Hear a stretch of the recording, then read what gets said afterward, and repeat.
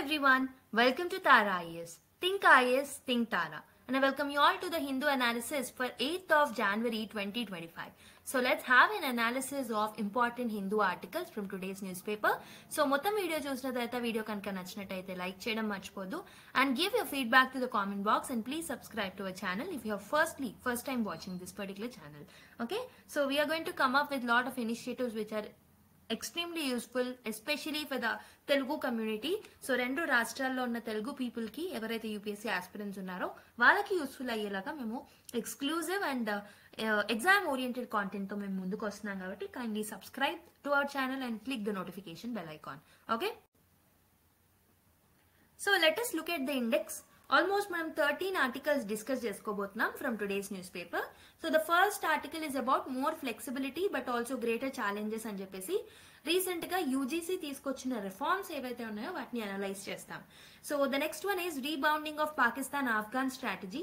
So basic గా recent గా దురంత line మీద జరిగిన అటాక్స్ ఏవైతే ఉన్నాయో దాని బేస్ మనకి అనాలిసిస్ రావడం జరిగింది. Let's analyse that in detail again. Okay, how curiosity driven research into a warm won 4 Nobels అని చెప్పేసి నోబెల్ ప్రైజెస్ గురించి mainly based on the curiosity how it will lead to the breakthroughs అని ఒక article రావడం జరిగింది. A very interesting article. We'll have a clear understanding on it as well.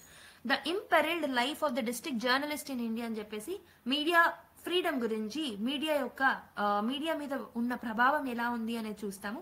And will look at how media is helpful in democracy.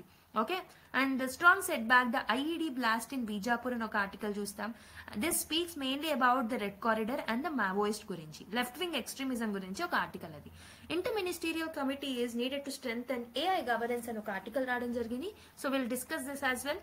India US to jointly manufacture interoperable sonobuoys for Navy. So here we'll actually look into this article in the context of India-US defense relations. Okay, wealth from waste, biomining in Kerala. So we'll look at what is biomining all about.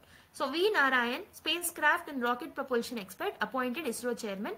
So cabinet committee edaithe untundo they have selected his name. So we'll look into that article as well. Why the location of China earthquake matters, Temblor hit mountain terrain.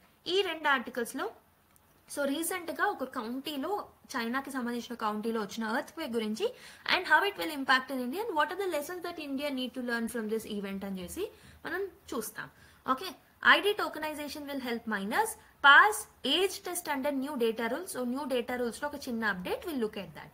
GDP growth projected to fall to 4 years low at 6.4%. So ఎందుకు తగ్గింది అనేది reasons analyse చేస్తాం. So these are the 13 articles which we are going to look at. Okay, let's analyze all of them in detail. Let's start. So before going into analysis of today's Hindu newspaper, so ఒక చిన్న announcement. So మనము our first ever paid course ni launch చేస్తున్నాం. That is about ethics case studies batch అన్నమాట. So this is going to start from 16th Jan. So if you look at the benefits of this particular course, 20 plus hours of comprehensive classes అనేవి మేము conduct చేయబోతున్నాం as part of this particular batch. So you can get a solved analysis of 4 previous year questions in every class. So you can master a unique approach, that is Tara's Dashavatar approach అన్నమాట, to confidently crack any case studies that appears. Okay, dedicated sessions అనేవి ఉంటాయి on key ethical thinkers and philosophers. Toppers copy analysis అనేది చేస్తాము. Okay, 2 full length test will be provided with detailed evaluation and feedback. Workbook with 50 plus case studies on diverse themes will be provided. Okay, so this all will be provided just at 1499 plus GST anamata. So in order to enroll, you can actually log into or you need to sign up in www.taraias.com. So the link of the website will be provided in the description. So akkada nunchi meer purchase cheyochu. If you have any doubts regarding this particular course, you can call on to this number 630595532. Okay, so with this note, let's start the video. So let us look at the first article of the day. More flexibility but also greater challenges అని ఒక article రావడం జరిగింది. So this is basically university Grants commission guide lines లో తీసుకొచ్చిన reforms ఏవైతే ఉన్నాయో దాని base మీద ఈ పర్టికులర్ ఆర్టికల్ రాయడం జరిగింది అనమాట. Okay, let's have a clear explanation on it. Okay, so this particular article is speaking about UGC's guidelines అనమాట. యూనివర్సిటీ గ్రాంట్స్ కమిషన్ యొక్క గైడ్ లైన్స్ ఏవైతే ఉంటాయో వాటి గురించి మాట్లాడుతుంది. Okay, so they have introduce something called as flexible academic structure. So UGC guidelines ఏం చెప్తున్నాయనంటే they aim to allow undergraduate students ఎవరైతే ఉంటారో UG students, that is undergraduate students ఉంటారు కదా, to complete their degrees faster. So అంటే దీంట్లో accelerated programmes ని తీసుకొచ్చారు, అంటే వాళ్ళు డిగ్రీస్ ని ఫాస్ట్ గా కంప్లీట్ చేసేలాగా, or take longer extended programs also. There is a flexibility to take an accelerated program, or they can even take the longer program, extended programs antam anamata. Ante they have a flexibility to choose between these two options. So ee initiative em chestundi, academic autonomy edaithe untundo dani promote chestundi, students ki oka flexibility istundi anamata in their academic journeys. Okay, so what are the advantages of this particular program? దీని వల్ల ఈ reforms వల్ల ఏమవుతుంది అని అంటే global competitiveness అనేది పెరుగుతుంది అనమాట. It aligns with the international education standards. Okay, it helps in the skill development of the students wide range of diverse skills ఏవైతే ఉంటాయో వాటిని అక్వైర్ చేయొచ్చు. They can participate in the internships, research projects, experimental learning అనేది చేయొచ్చు అనమాట. Okay, and also this helps in personalised learning. Okay, students can tailor their education based on their career goals and also interest. Okay, and also this will be helpful for the professional readiness. అంటే ఏంటి, ఈ accelerated programs ఏవైతే ఉన్నాయో so అవి students కి benefit చేస్తాయి to enter in to the workforce early, తొందరగా workforce లోకి ఎంటర్ అయ్యేలాగా, ట్యూషన్ కాస్ట్ ఏవైతే ఉంటాయో వాటిని తగ్గించేలాగా హెల్ప్ చేస్తాయి అనమాట. But there are some challenges that are highlighted in this particular article. What are those challenges? This will lead to the superficial learning అని చెప్పేసి ఆథర్ అంటున్నారు. ఈ యాక్సిలరేటెడ్ ప్రోగ్రామ్స్ ఏవైతే ఉంటాయో this will lead to the shallow understanding of important topics in the education. Okay, so that will lead to superficial learning. And also second problem is with respect to extended timelines anamata. Students are taking longer to complete their degrees, might lose academic urgency as well. Ante ikkada flexibility icharu kada, evaraithe extended programs ni choose cheskuntunnaro, this will lead to the loss of academic urgency. Okay, dani valla program yokka value anedi undermine avutundi. Next, there are some financial constraints issue also. Okay, so prolonged education ఏదైతే ఉంటుందో దీని వల్ల financial burdens on the students and also the families associated with the students will be burdened because of the extended programs. Institutional readiness చూసుకుంటే so implementation, ఈ particular guidelines ని implement చేయాలి అని అంటే ఇట్ రిక్వైర్స్ డిజిటైజేషన్ అనేది అవసరం. And also credit systems అనేవి proper గా ఉండాలి. అండ్ ఆల్సో అకాడమిక్ అచీవ్మెంట్స్ ని, స్టూడెంట్స్ అచీవ్ చేసిన అకాడమిక్ అచీవ్మెంట్స్ ఏవైతే ఉంటాయో వాటిని రికగ్నైజ్ చేయాలన్నమాట. ఓకే, అయితే there is another aspect that is given in this particular article with respect to implication of engineering and technical education. Okay, engineering and technical education యొక్క implementation, implications గురించి ఇందులో mention చేయడం జరిగింది. ఇంజనీరింగ్ ప్రోగ్రామ్స్ ఏవైతే ఉంటాయో so this demand deep understanding of the theory and practice అనమాట. Okay, compressed programmes ఏవైతే మనం తీసుకొస్తున్నామో so like for example accelerated programmes, so దీని వల్ల క్వాలిటీ ఆఫ్ ఎడ్యుకేషన్ అనేది హ్యాంపర్ అయ్యే ఛాన్సెస్ ఉంటాయి అనమాట. ఓకే, ఎక్స్టెండెడ్ డిగ్రీస్ ఎలా ఉంటాయి? Extended degrees will enable opportunities for specialized research and also the practical experience of the students will get enhanced, especially in the engineering and technical education. So there are some reforms that are suggested in this particular article. Em reforms teeskoste baaguntundi ani suggest chesaru. Okay, so we have to focus on interdisciplinary learning anamata. Okay, so this is the first suggestion that was given. Administrative support ivvalanamata. So credit transfers, loans proper ga ivvadam, students ki study loans provide cheyadam. Okay, flexible ga ante chaala restrictions lekunda loans provide cheyadam, అలాంటివి ఇవ్వచ్చు. మంచి qualified educators ని, specialised programmes ని మనము enhance చేయాల్సిన అవసరం అనేది ఉంది, గవర్నమెంట్ ఎన్హాన్స్ చేయాల్సిన అవసరం అనేది ఉంది. అయితే ఈ రిఫార్మ్స్ ఏదైతే యూజీసీ తీసుకొచ్చిందో these are aligning with the national education policy 2020 అనమాట. So which is advocating for the multidisciplinary approaches. So successful implementation of these particular reforms ఏం చేస్తాయి? ఇండియా యొక్క గ్లోబల్ ఎడ్యుకేషన్ కాంపిటేటివ్నెస్ ని పెంచుతాయి అనమాట. And it will also prepare students for the future challenges as well. Okay, I hope you have understood what is the meaning or what is the essence of this particular article. Okay, so let's look at where it is useful. GS2 లో issues related to education, governance, social justice and reforms లో మనకి direct గా ఈ particular topic ని మనం link చేసుకోవచ్చు అనమాట. So if you look at the historical background, India's higher education system has long been criticized for its rigid structure. So rigid structure, okay, interdisciplinary learning, flexibility లేకపోవడాన్ని చాలా మంది critics were actually criticizing this particular system which is presently there. Okay, so fixed durations ఉన్నాయి under graduated programs కి, post graduate programs కి. So ఇవేం చేస్తాయి, this often fails to accommodate the varied needs of the students interdisciplinary approach లో వెళ్ళాలనుకున్నా, flexible ఉండాలి అని అనిపించిన స్టూడెంట్స్ కి ఆ ఫ్లెక్సిబిలిటీ అనేది లేదనమాట ప్రస్తుతం ట్రెడిషనల్ ఫ్రేమ్వర్క్ లో. అయితే new educational policy or national education policy 2020 ఏం ఎంఫసైజ్ చేసింది, మల్టీ డిసిప్లినరీ అప్రోచ్ ఉండాలి ఎడ్యుకేషన్ లో, మెయిన్లీ హైయర్ ఎడ్యుకేషన్ లో ఫ్లెక్సిబిలిటీ ఉండాలి, స్టూడెంట్ సెంట్రిక్ ఉండాలి అనేది ఎంఫసైజ్ చేసింది అనమాట నేషనల్ ఎడ్యుకేషన్ పాలసీ. అయితే అలా ఉండడం వల్ల హాలిస్టిక్ డెవలప్మెంట్ జరుగుతుంది, సాఫ్ట్ స్కిల్స్ ఇంప్రూవ్ అవుతాయి, it will lead to greater innovation. So this will align with the India's education with the global standards as well. Okay, అయితే what are the reforms that are brought by UGC ఏం reforms తీసుకొచ్చింది? So latest guidelines that are given by the University Grants Commission has been focusing upon and aligning with the new education on national education policy అనమాట. అయితే accelerated degree programmes అని, extended degree programmes అని add చేయడం జరిగింది. So students can graduate earlier than the standard duration through the accelerated degree programs. Extended degree programs ద్వారా వాళ్ళు additional time ని కూడా స్పెండ్ చేయొచ్చు అనమాట. And also credit system, flexible credit systems అనేవి అలౌ చేస్తున్నారు. ఫ్లెక్సిబుల్ క్రెడిట్ సిస్టమ్ ద్వారా students కి they will get personalized, they can personalize their learning experience అనమాట. వాళ్ళ ఇంట్రెస్ట్లను బట్టి, వాళ్ళ కెరీర్ గోల్స్ బట్టి వాళ్ళు మధ్యలో డిస్కంటిన్యూ చేసి ఒక 1 year తర్వాత మళ్ళీ జాయిన్ అవ్వచ్చు. అలా ఫ్లెక్సిబుల్ క్రెడిట్ సిస్టమ్ అనేది ఇక్కడ మెన్షన్ చేయడం జరిగింది అనమాట. ఓకే, ఇలాంటి రిఫార్మ్స్ తీసుకురావడం జరిగింది యూజీసీ. అయితే what is the significance of this particular reforms? Flexibility ఉంటుంది, చాయిస్ అనేది ఉంటుంది. People will get a choice, can make a choice between these 2 particular options. Global alignment, global లెవెల్లో ఉన్న ఎడ్యుకేషనల్ ప్రాక్టీసెస్ కి మనం అలైన్ అవుతున్నాం. And also it will lead to the holistic skill development. Multi disciplinary approach ఏదైతే ఉంటుందో అది students ని encourage చేస్తుంది అనమాట in order to get subject knowledge and also essential soft skills, for example critical thinking, creativity, innovation and all. And it will align with the objectives of national education policy also. And it improves research and innovation. Okay, mainly త్వరగా degree ni or graduation ni complete chesi they can actually work in the projects and all. Okay, like projects lo work చేసినప్పుడు they can get experience, innovation, research అనేది చేయొచ్చు అన్నమాట. And inclusion of new learning processes. So it will promote interdisciplinary education అన్నమాట.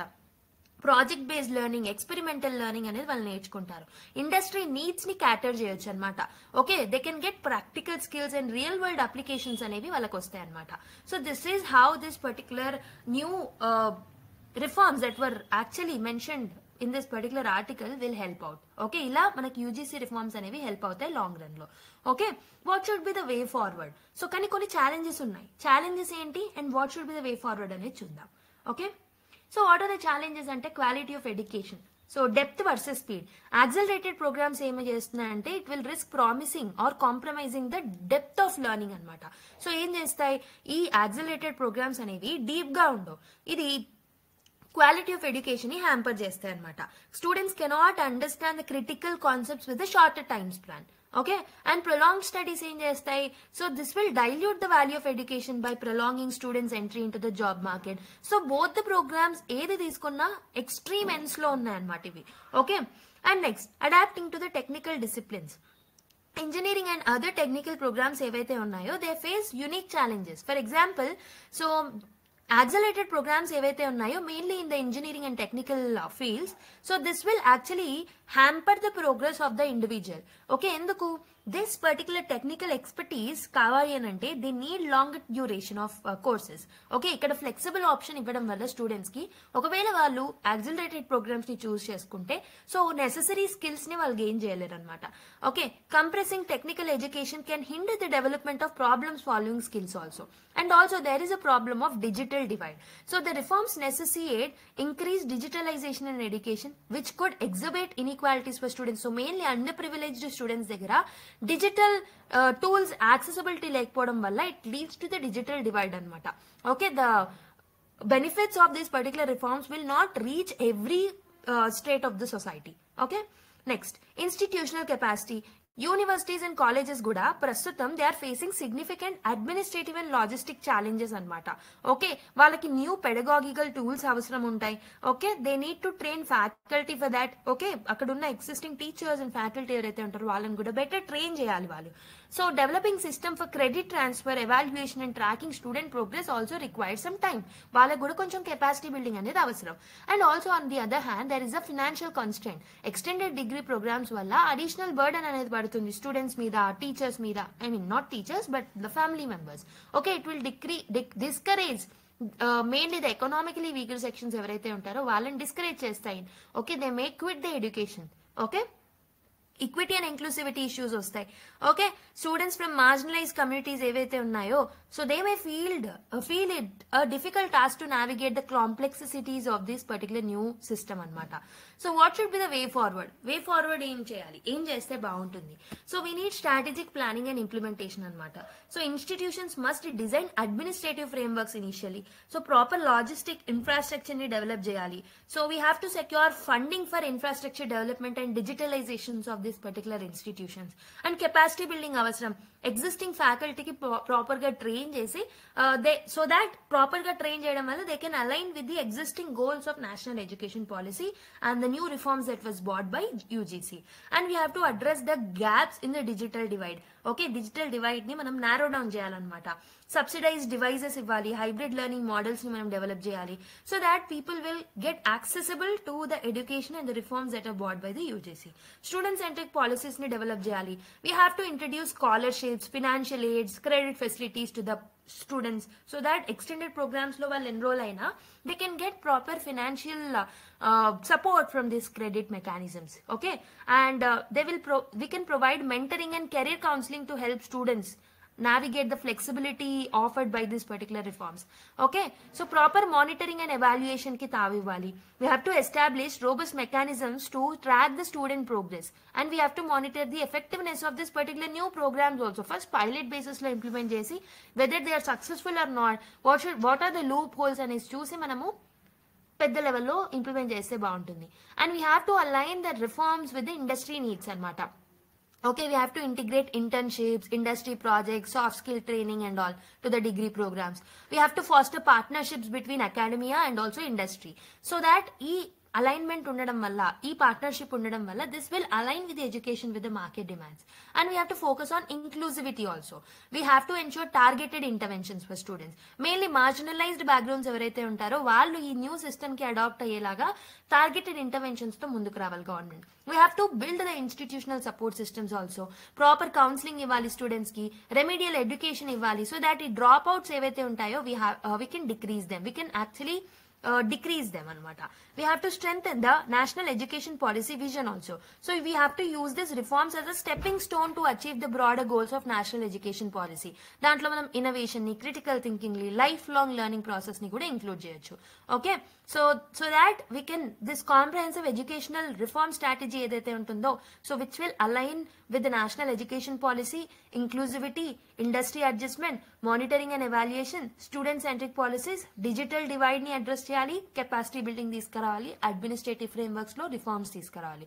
So by this multi-pronged strategy we can actually bring a lot of change in the education system, right? Based on the discussion that we have made, try to answer this UPSC mains question. The UGC has recently introduced accelerated and extended degree programs in the higher education. So ekkada varaku enti, this is setting the context. Adoka statement maatrame. So the main question is critically analyze or examine the opportunities and challenges these reforms present and suggest a road map for their effective implementation. So ikkada em antunnaru, what are the opportunities that these reforms are creating, what are the challenges these particular reforms are creating. Opportunities em unnayi rayali, challenges em unnayi anedi kuda chudalanamata. Okay, and ee challenges ni manamu okay face cheyadaniki, in order to go out of this particular challenges, what should be the road map ahead ante what should be the way forward anedi chudalanamata. So this is the broad analysis of this particular topic in detail. I hope so you have understood this article in detail.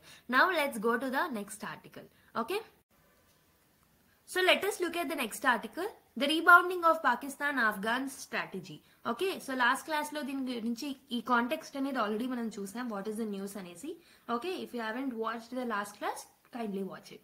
Okay, so basically if you look at the background context, basic ga, so Pakistan Afghanistan history చూసుకుంటే మనము, okay, the relations between these both countries చూసుకుంటే, Pakistan was actually supporting Taliban during its first regime only. ఇప్పుడు 1996 నుంచి 2001 మధ్యలో Taliban యొక్క first regime లో నుంచి Pakistan was supporting the Taliban in order to maintain and in order to come up with a friendly government in the Kabul. Okay, అయితే post 9/11 attacks తర్వాత Pakistan started aligning with the US. On the other hand, it was aligning with the Taliban also. Taliban government తో కూడా friendly relations ని maintain చేసింది. ఎందుకు? India యొక్క presence Afghanistan లో ఉండకూడదు అని చెప్పేసి తాలిబాన్ తో కూడా ఫ్రెండ్లీ రిలేషన్స్ ని మెయింటైన్ చేసింది అనమాట. అయితే పోస్ట్ 2021 మనం చూసుకుంటే, mainly after the US withdrew from this particular Taliban, okay, ఈ రీజియన్ నుంచి ఆఫ్ఘనిస్తాన్ నుంచి విత్డ్రూ అయిపోయిన తర్వాత Pakistan expected that Taliban to align with its interest అనమాట. పాకిస్తాన్ తో అలైన్ అవుతుంది తాలిబాన్ అని ఎక్స్పెక్ట్ చేశారు. But friction has emerged between the both the countries, mainly with the Taliban and Pakistan, especially on the cross border. Okay, border areas ఏదైతే ఉంటుందో అక్కడ మెయిన్ గా friction అనేది ఎమర్జ్ అయింది అనమాట. ఓకే, అరైజ్ అయింది. And there are some territorial disputes also between these both countries. అయితే present context చూసుకుంటే, so this is what I set a background context, but now present context చూసుకుంటే, so this topic is likely exploring Pakistan evolving role in Afghanistan అనమాట. Mainly post Taliban resurgence తర్వాత, okay, ఎలా వాళ్ళ relation అనేది ఎలా అయితే డిటోరియేట్ అవుతూ వచ్చింది అనేది ఈ పర్టికులర్ ఆర్టికల్ లో మెన్షన్ చేయడం జరిగింది. So what is Pakistan strategy with respect to Taliban అని అంటే, they want to leverage over the Afghanistan అనమాట. Okay, Pakistan want to maintain the influence on the Taliban led government in order to safeguard its regional interest, and it want to counter India అనమాట. ఎందుకు? It views that Afghanistan acts as a strategic depth to counter India's influence in the South Asia. South ఏషియాలో India యొక్క influence ని తగ్గించడానికి ఆఫ్ఘనిస్తాన్ ని వాడుకోవచ్చు అని చెప్పేసి పాకిస్తాన్ అనుకుంటుంది అనమాట. But there are some security concerns with respect to Afghanistan and Pakistan in the recent news we have seen. Aithe there are increase in attacks of TTP ante enti? Tehrik-e-Taliban Pakistan anamata. So there is an increase in attacks by the Tehrik-e-Taliban Pakistan, which is a group which has ties with the Afghan Taliban anamata. So దీని వల్ల పాకిస్తాన్ యొక్క internal stability అనేది దెబ్బతింటూ వస్తుంది. So recently నిన్న news లో మనము దురంద్ line ఏదైతే ఉంటుందో, ఈ లైన్ మీద, that is between Afghanistan and Pakistan border ఏరియాని దురంద్ లైన్ అంటాం. ఇక్కడ కూడా కొన్ని ఇష్యూస్ అనేవి జరిగాయి. టీటీపీ ఇక్కడ కూడా అటాక్ చేయడం జరిగిందనేది చూసాం. అయితే what are the challenges for Pakistan because of this attacks? ఈ ఛాలెంజెస్ ఏమేమి ఫేస్ చేసుకోవాల్సి వస్తుంది పాకిస్తాన్ అంటే? Economic struggles, okay, millions of Pakistan Afghan refugees ఎవరైతే ఉన్నారో ఒకవేళ ఈ పర్టికులర్ ఏరియాకి వస్తే, because of the TTP attacks, ఒకవేళ millions of Afghanistans if they come in to the Pakistan area, already Pakistan economy అనేది it is not good. Okay, so it will falter the economy of the Pakistan further అనమాట. Okay, and it will lead to the loss of control of Pakistan over the Taliban మీద ఉన్న control ని lose అయిపోతారనమాట. Okay, Pakistan support for Taliban has strained relations with the Western nations also. Okay, impacting its access to the financial aid. So basic ga Taliban to align aithe Western countries evaithe untayo, Western nations evaithe untayo, they are not supporting the Pakistan. So inta chesinappadiki Taliban to relations strain ayye avakashalu untayi because of this particular tensions. So this particular topic is important for the GS2 point of view, India and neighborhood relations lo. If you look at the significance, impact of regional security, so TTP poses significant challenges to Pakistan internal stability అని చెప్పాను, especially cross border attacks అనేవి జరిగే chances ఉంటాయి. A destabilized Pakistan has repercussions for South Asia, particularly ఇండియాతో అది సమానంగా పోరాడలేదన్నమాట due to increased cross border terrorism. Okay, and strategic failure of Pakistan decade long support ఏదైతే తాలిబాన్ కి ఇచ్చిందో, it got backfired as a TTP emboldened by the Taliban's return అనమాట. TTP attacks వల్ల ఈ ఇయర్ ఓల్డ్ రిలేషన్స్ ఏవైతే పాకిస్తాన్ మెయింటైన్ చేస్తూ వచ్చిందో with the Taliban, it is getting deteriorated. And there are some geopolitical implications also. So Pakistan refusals to act against the TTP reflects the shifting dynamics in the Afghanistan-Pakistan relations also. So TTP యొక్క acts ని control చేయలేకపోతుంది ఎవరు? Pakistan. So because of that it's undermining it's regional influence అనేది పాకిస్తాన్ యొక్క regional influence తగ్గిపోయింది అనమాట because of this particular issues. అయితే India security concerns ఏముంటాయి, ఒకవేళ పాకిస్తాన్ వీక్ అయితే so embroidered in domestic conflicts might resort to increased proxy terrorism in India. Pakistan యొక్క internal సెక్యూరిటీకి problem అయితే డెఫినెట్ గా it will have a impact on India as well. So as you can see this map, as these are the border nations, ఇక్కడ ఆఫ్ఘనిస్తాన్, ఇక్కడ పాకిస్తాన్, ఇక్కడ India ఉండడం వల్ల so any issues in this particular area will reach to India also, Indian borders కి కూడా reach అవుతాయి. India must monitor development closely to safeguard its border security. అందుకే మనం బార్డర్ సెక్యూరిటీని ఇంప్రూవ్ చేసుకుంటూ రావాలి, కౌంటర్ టెర్రరిజం స్ట్రాటజీస్ ని deploy చేసుకోవాలి. Okay, what are the challenges? Terrorism and internal stability వచ్చే ఛాన్సెస్ ఉంటాయి, ఇన్స్టెబిలిటీ వచ్చే ఛాన్సెస్ ఉంటాయి. TTP's growing strength underscores Pakistan failure to curb terrorism mainly in the borders. Okay, దానివల్ల వాళ్ళ ఇంటర్నల్ సెక్యూరిటీకి ప్రాబ్లమ్స్ ఎదురవుతున్నాయి. Diplomatic failures. So Pakistan diplomatic outreach to the Afghan Taliban to curb the TTP's influence has been unsuccessful. టీటీపీతోని తాలిబాన్ తోని చర్చలు చేయించుకుందాం అనుకుంది కానీ so it has become a diplomatic failure అనమాట. Afghanistan Taliban government continues to provide sanctuary to the TTP, deepening the tension. And we have seen cross-border violence also, mainly Durand line మీద last class లోనే చూసాం. Strategic overreach. Pakistan excessive reliance on the Taliban as a geopolitical tool has becoming failed. Okay, it attempts to project influence in the Afghanistan are also backfired. What is India's role మరి? India ఏం చేస్తే బాగుంటుంది? So Pakistan's focus on Afghan border and internal security might lead to the renewed provocations against India. Okay, so definite గా India మీద కూడా ప్రభావం పడే chances ఉంటాయి అనమాట. సో అందుకే ఇండియా డెఫినెట్ గా ఈ సీజ్ ఫైర్ వైలేషన్స్ మీద వీటిని ఎస్కలేట్ చేయాలి, క్రాస్ బార్డర్ ఇన్ఫిల్ట్రేషన్ అటెంప్ట్స్ ని మనము ఆపాలి, సెక్యూరిటీ మెజర్స్ ని పెంచాలి. What should be the way forward? Okay, regional cooperation అనేది important. So Pakistan must engage constructively with Afghanistan and other regional players, okay, in order to counter this TTP threat. A stable Afghanistan is essential for Pakistan's security also.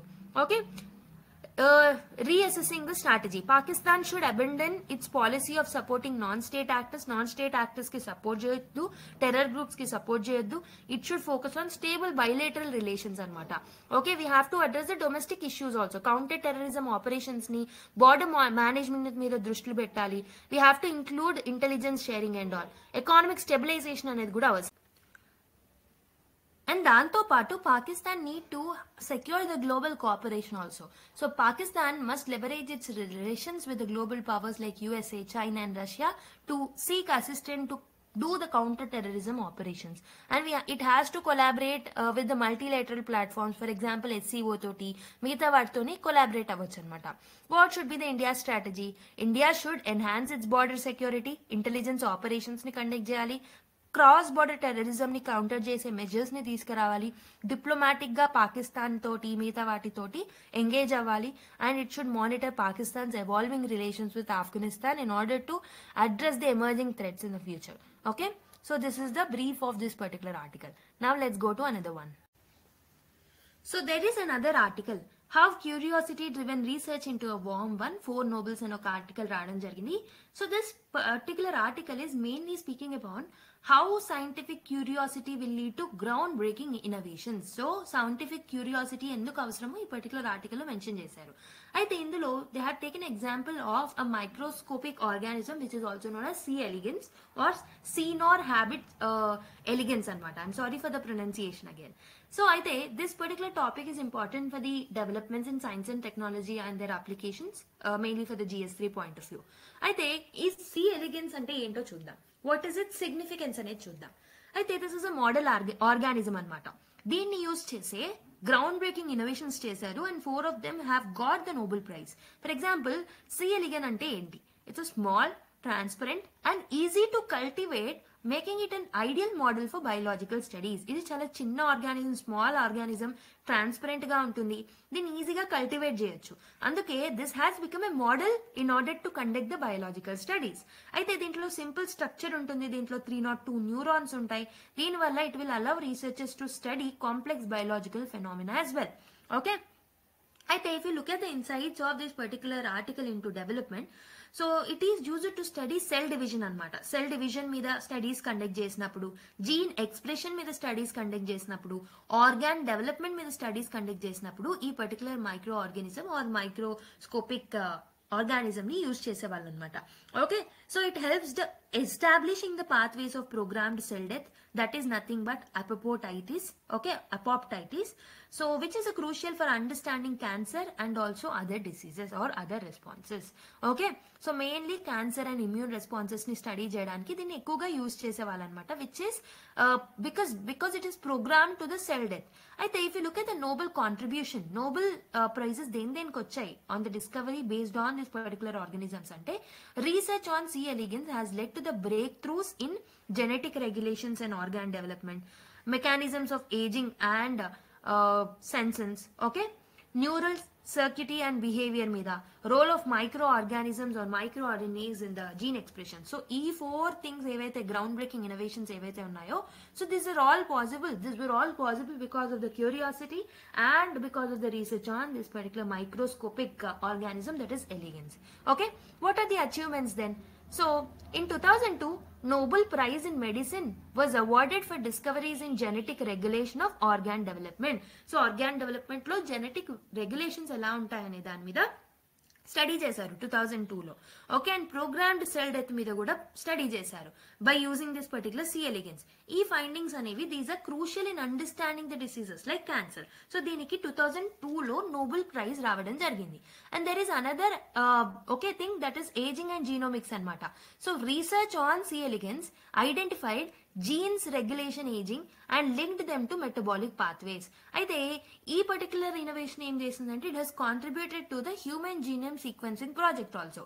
Human genome sequencing project లో ఇది help చేసింది, as this warm was used as an example for sequencing the larger organism. So basically ఈ వామ్ ని use చేసుకొని they have done some actually ageing and genomics మీద study చేశారు. దీనివల్ల human genome sequencing project లో కూడా హెల్ప్ అయింది అనమాట. Neural circuitry, okay, C. elegans has been instrumental in mapping neural circuits also. Neural circuits ఏవైతే ఉంటాయో వీటిని మ్యాప్ చేయడంలో కూడా ఈ పర్టికులర్ మైక్రోస్కోపిక్ ఆర్గానిజం అనేది చాలా హెల్ప్ఫుల్ అయింది. It help in understanding the basic principle of nervous system also. Nervous system ఎలా ఫంక్షన్ అవుతుంది అనే దాన్ని కూడా మనం అర్థం చేసుకోగలిగాం because of this microscopic organism. And this also helped in studies with regards to gene silencing అనమాట. సో ఫర్ ఎగ్జాంపుల్ మనము we have come up with an innovation called as RNA interference.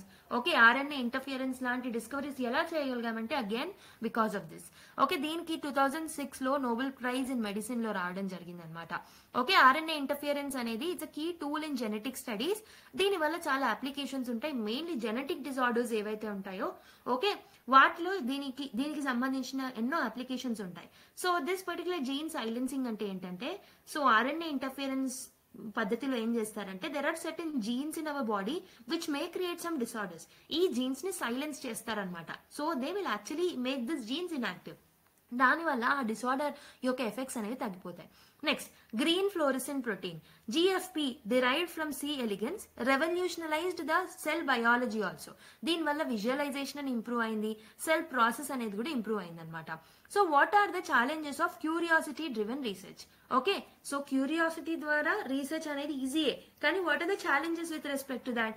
So focus on fundamental question. So the difficulty lies in identifying simple model organisms. So ఇలాంటి model organisms ని మనం identify చేయడం అనేది it's a risk or it's a challenge అని చెప్పొచ్చు with respect to this curiosity driven approach. Okay, and time and resource intensive అనేవి ఉండాలి, long time పడుతుంది ఎక్స్పెరిమెంట్స్ కండక్ట్ చేయడానికి, అండ్ ఆల్సో ప్రాపర్ ఫండింగ్ అనేది కూడా అవసరం. But both of them are lacking as of today's scenario. And applications in humans చూసుకుంటే translating findings from model organisms like this particular microscopic organisms like C. elegans nunchi, if you want to translate the result towards the humans, it is a major challenge. Okay, definitely manam enta model organism ni pettukunna exact things will not get replicated in the human body, kabatti that is another challenge. So what are the challenges? Okati finance problem, ingokati time constraints unnai, there is a problem of identifying the model organism, and there is a problem in replicating the findings in the human body. Okay, so these are certain challenges that are highlighted.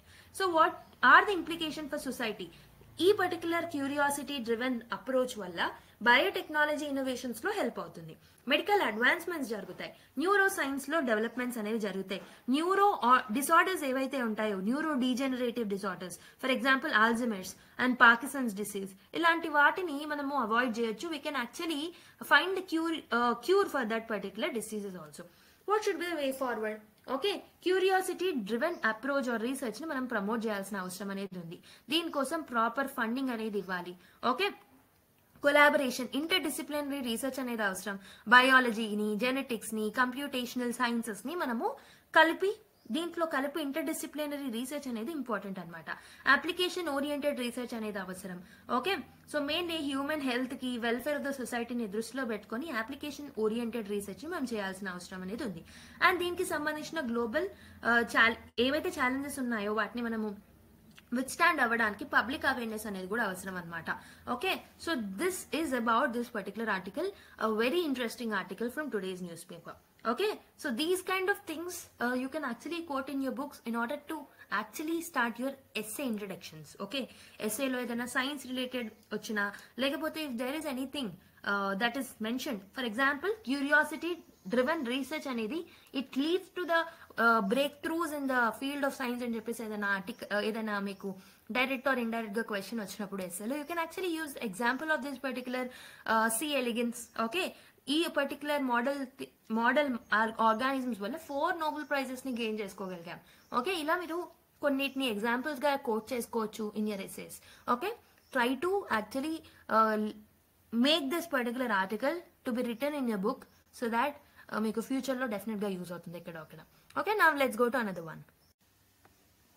So there is another article, the imperiled life of district journalist in India అని చెప్పేసి ఒక article రావడం జరిగింది.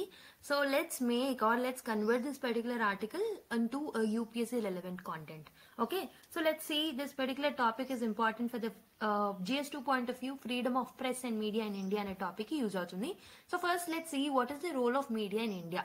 Okay, media యొక్క role ఇండియాలో ఏంటి? So it can act as a watchdog of democracy. So media అనేది it plays a crucial role అనమాట in exposing corruption, accountability ని ensure చేయడానికి, transparency ని uphold చేయడానికి, governance లో డెఫినెట్ గా మీడియా అనేది చాలా యూస్ఫుల్ అవుతుంది. జర్నలిస్టులు ఎవరైతే ఉంటారో, ఎవరైతే గ్రాస్ రూట్ లెవెల్లో పనిచేస్తూ ఉంటారో, they will act as a voice of this voiceless people. ఎవరైతే వాయిస్లెస్ పీపుల్ ఉన్నారు, marginalised sector of the society ఉన్నారో, వాళ్ళకి వాయిస్ లాగా మీడియా అనేది పనిచేస్తుంది. జర్నలిస్టులు అనే వాళ్ళు పనిచేస్తారనమాట. Definitely they can impact a large, okay, they can make a changes in a large terms with respect to marginalised communities. And also media can empower the citizens. Media ఏం చేస్తుంది? It serves as a platform to inform and educate citizens about their rights and duties. దీనివల్ల they can participate actively in the democratic process అనమాట. Okay, investigative journalism ఏదైతే ఉంటుందో it will hold governments accountable, powerful entities అకౌంటబిలిటీని uphold చేయడానికి help చేస్తాయి media. And also media can do social justice, it can promote social justice. అయితే main గా social issues like poverty, inequality, corruption ఇలాంటి issues highlight చేయడం వల్ల, ఇవి public attention ని గ్రాస్ప్ చేయడం వల్ల దీనికి సొల్యూషన్స్ అనేవి గవర్నమెంట్ తీసుకురావడానికి ముందుకు వస్తుంది అనమాట డెఫినెట్ గా. So it will promote the social justice. Regional journalism ఏదైతే ఉంటుందో it represents the local issues. Okay, mainly mainstream మీడియాలో ఇవి అవాయిడ్ చేస్తారు కాబట్టి లోకల్ మీడియా ఏదైతే ఉంటుందో this will highlight the local issues also. Mainstream media వరకు reach అయ్యేలా కూడా చేస్తుంది. Cultural preservation and diversity. So regional and local media ఏదైతే ఉంటుందో they play critical role in preserving the culture and linguistic diversity of India. So by reporting in regional languages, main గా regional languages లో report చేయడం వల్ల information అనేది accessible గా ఉంటుంది. Mainly non English speaking audiences ఎవరైతే ఉంటారో వాళ్ళకి కూడా ఇన్ఫర్మేషన్ ప్రాపర్ గా రీచ్ అవుతుంది. And media is often called as the 4th pillar of democracy. ఈ మీడియా ఏదైతే ఉంటుందో this is essential in balancing the powers of legislature, executive and also the judiciary. And also it facilitate informed public డిస్కోజర్స్ and also decision making, public యొక్క decision making మీద కూడా impact చూపెడుతుంది అనమాట. So if you look at the media, మీడియాకి సంబంధించి మనకి important article వచ్చేసి article 19. Article 19 and freedom of press చూసుకుంటే article 19 clause 1 clause A of the Indian constitution is guaranteeing the right to freedom of speech and expression, మనకు తెలిసిందే. But there are some reasonable restrictions with respect to fundamental rights, మనకు తెలిసిందే అది కూడా. అయితే ఈ particular article కి సంబంధించి రీజనబుల్ రెస్ట్రిక్షన్స్ ఎక్కడ ఉన్నాయనంటే అండర్ ఆర్టికల్ 19 క్లాస్ 2 అనమాట. సో ప్రెస్ కి ఫ్రీడమ్ ఆఫ్ స్పీచ్ ఉన్నప్పటికీ కొన్ని రీజనబుల్ రెస్ట్రిక్షన్స్ ఉన్నాయి. So it should work in the interest of sovereignty, integrity of India, state security, public order, decency, morality, contempt of court, ఇవన్నిటిని దృష్టిలో ఉంచుకొని work చేయాలన్నమాట. Okay, challenges to freedom, press freedom. So recent గా మనం violence అనేది చూస్తున్నాం, mainly against the journalist. So దీనివల్ల media independence అనేది హ్యాంపర్ అవుతుంది. And there is an increasing government and corporate interference on this particular media. దీనివల్ల censorship ఏదైతే ఉంటుందో దానికి లీడ్ అవుతుంది. And there is a dilution of the investigative reporting also. Okay, అయితే ఈ పర్టికులర్ ఆర్టికల్లో వాట్ ఈస్ ద ఇన్సిడెంట్ అనేది I just summarise. You can use this examples in your answers, but not relevant for the exam point of view. Incidents మిమ్మల్ని ఎప్పుడు అడగరు. You can quote that incidents as examples. Okay, so there is a murder of Mukesh Chandrakar అనమాట. Mukesh, a grass root journalist, he is from Chhattisgarh. ఇతన్ని murder చేయడం జరిగింది by a local contractor angered by his investigative reports. So investigative reports చేయడం వల్ల so అతనికి కోపం వచ్చి ఇతన్ని చంపేయడం, లోకల్ కాంట్రాక్టర్ కి కోపం వచ్చి ఇతన్ని చంపేయడం జరిగిందనమాట. సో బికాజ్ అతను చేసే కరప్షన్ ని, కన్స్ట్రక్షన్ ప్రాజెక్ట్స్ లో ఉన్న కరప్షన్ ని ఎక్స్పోజ్ చేయాలనుకున్నారు. So this incident took place in Chhattisgarh. So this incident highlights the precarious working conditions and dangers faced by the district level journalists. Mainly district level journalists మీద ఎక్కువగా impact అనేది ఉంటుందన్నమాట. Next legal context లో చూసుకుంటే Chhattisgarh enacted the protection of media persons act 2023 అనమాట. అయితే in order to safeguard the journalist, mainly the investigative journalist from this violence, Chhattisgarh ఈ particular చట్టాన్ని కూడా తీసుకొచ్చింది. హవెవర్ ఈ మర్డర్ ఏదైతే జరిగిందో దీని వల్ల మనకి ఏం తెలుస్తుంది, ఇలాంటి లాస్ ఏవైతే తీసుకొచ్చారో ఆ లాస్ అనేవి ప్రాపర్ గా ఇంప్లిమెంట్ అవ్వట్లేదు అని మనకి ఒక ఇంప్లికేషన్ అనేది ఏర్పడుతుంది. Okay, so what is the broader implication? Mukesh case is not isolated event. ఇది ఒక just one of the examples అంతే. ఇది ఒకటే ఈవెంట్ కాదు, ఎన్నో జరుగుతున్నాయి ఇలాంటివి. It reflects the threats faced by the journalist all over India. Okay, కాబట్టి ఈ వైలెన్స్ ని మనం కర్బ్ చేయడానికి డెఫినెట్ గా లాట్ ఆఫ్ స్టెప్స్ తీసుకోవడం అనేది important. So the influence of powerful lobbies and erosion of freedom of press exhibit the challenges faced by the journalist. Particularly under represented reasons లో వాళ్ళు చాలా ఇష్యూస్ ని ఫేస్ చేస్తున్నారు అనమాట. So what is the importance of grass root journalism? ఎందుకు important? So Mukesh లాంటి జర్నలిస్టులు ఎవరైతే ఉన్నారో they can act as a watchdogs, they can become a voice of the voiceless, they can expose the illegal activities that are taking place, they can help in improving the governance processes, they can help in improving the transparency, accountability. Okay, they can promote accountability of the government institutions and all and other entities. Okay, they can uncover corruption, they can empower the local communities also. So despite working in this particular precarious conditions also, వాళ్ళు చాలా significant గా contribute చేస్తారు, mainly transparency కోసం, అకౌంటబిలిటీని promote చేయడానికి in the developmental governance. So that is where this particular grass root journalism is very very much needed in order to strengthen the democracy in an overall scenario. Okay, I hope so you have understood this particular article. So this is just an incident. So based on the incidents, what we have covered is role of media in upholding democracy and the associated article with respect to that. Okay, next article ki velipodam. So let's look at another article. Strong setback అని ఒక article రాయడం జరిగింది. So this particular topic is focusing on the recent improvised explosive device blast that took place in Chhattisgarh అన్నమాట. Okay, Chhattisgarh లో take place అని particular event గురించి దీంట్లో mention చేయడం జరిగింది. So this particular article is highlighting about the security and governance issues mainly in the left wing extremist areas అనమాట.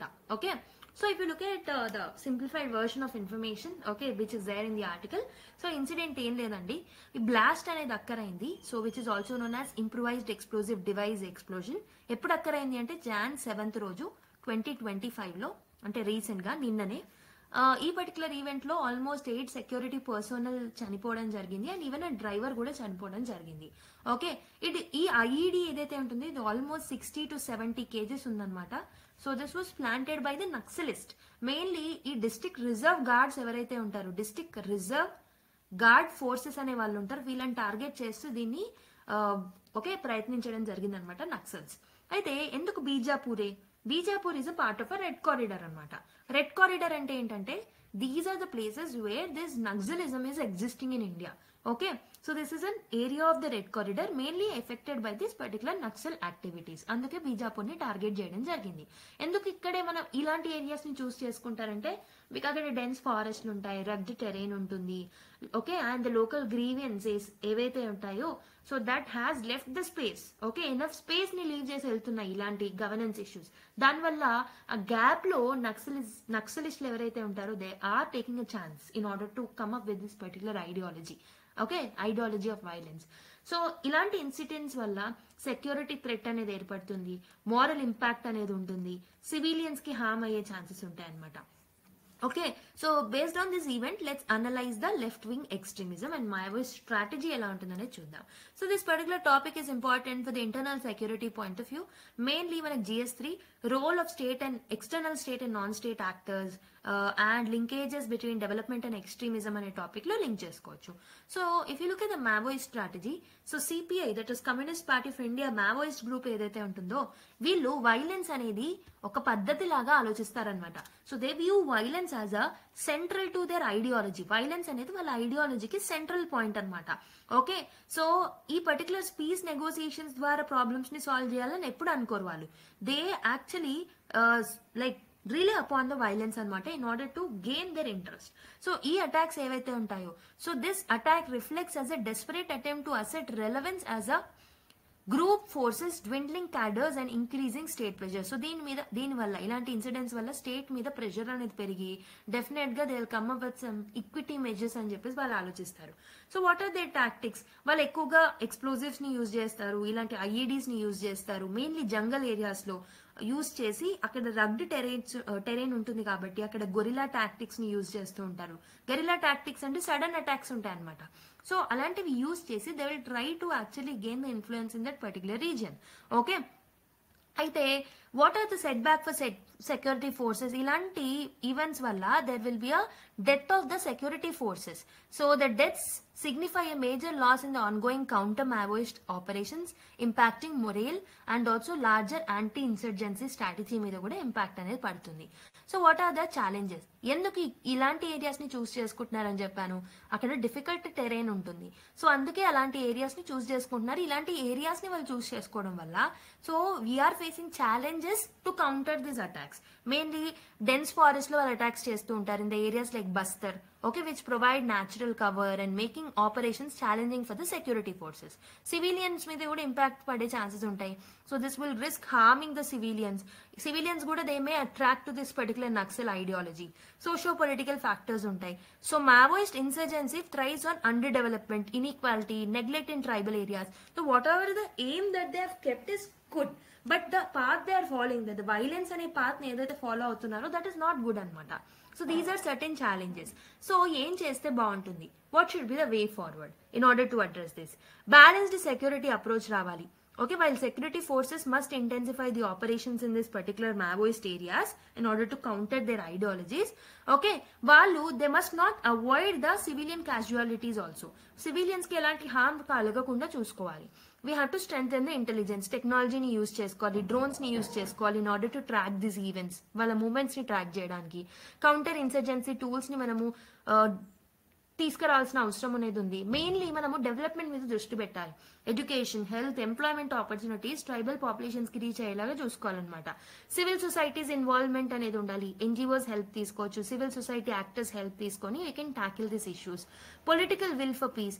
So మనము ceasefire agreements, non violent resolution strategies తో ముందుకు రావాలి. పీస్ బిల్డింగ్ ఎఫర్ట్స్ మీద దృష్టి పెట్టాలన్నమాట. సో దిస్ పర్టికులర్ ఈవెంట్ నేను already చెప్పాను. సో ఒక ఇంప్రూవైజ్డ్ ఎక్స్ప్లోజివ్ డివైస్ ఏదైతే ఉంటుందో దాని యొక్క బ్లాస్ట్ అనేది జరిగింది ఛత్తీస్గఢ్ బస్తర్ రీజియన్ లో. దీనివల్ల 8 members security personal and also ఒక సివిలియన్ డ్రైవర్ చనిపోవడం జరిగింది అనమాట. ఓకే, సో ఇది పర్టికులర్లీ సిపిఐ మావోయిస్ట్ వాళ్ళు, లెఫ్ట్ వింగ్ ఎక్స్ట్రీమిస్ట్ గ్రూప్ ఎవరైతే ఉంటారో బస్తర్ రీజియన్ లో ఆపరేట్ చేసే వాళ్ళు ఈ అటాక్ ని చేయడం జరిగింది అనమాట.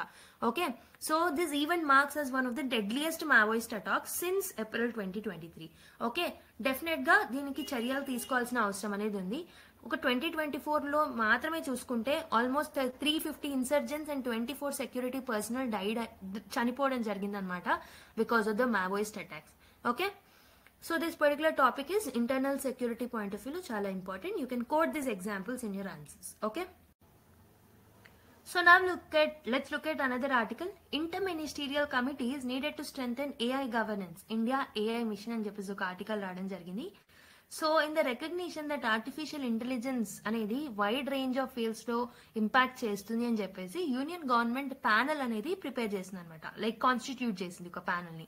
ఆ ప్యానెల్ ఏం మ్యాండేట్ చేస్తుంది అంటే to develop AI guidelines. Okay, and they also recommended that inter ministerial committee అనేది సెటప్ చేయాలి అని చెప్పేసి వాళ్ళు అంటున్నారు అనమాట.